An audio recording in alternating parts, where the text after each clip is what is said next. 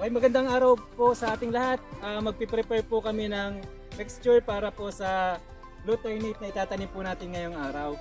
Una po, paghaluin natin ang lupa, carbonized rice hull, at chicken manure.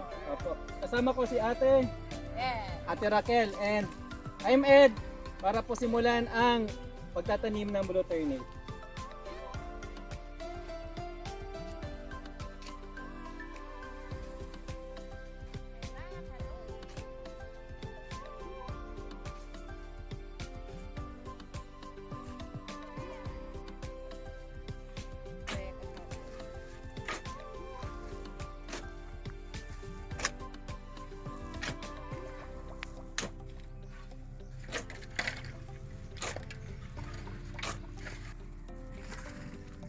Yan, kapag meron na po tayong mixture ng lupa, lalagay na po natin sa seedling tray po.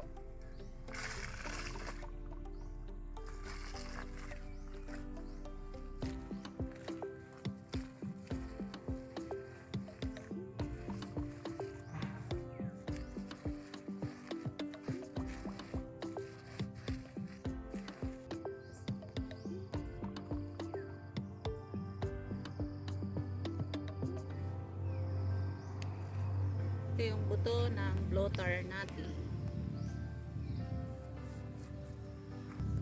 Okay, so makikita nyo po ang buto ng glutinate, no? So ang lalim po ng pakatanim po natin, doble lang ng laki ng buto. Yan. Lagay po natin dyan sa ginawa nating butas. Huwag po masyadong malalim, hindi rin po mababaw ang pakatanim. Tama lang po.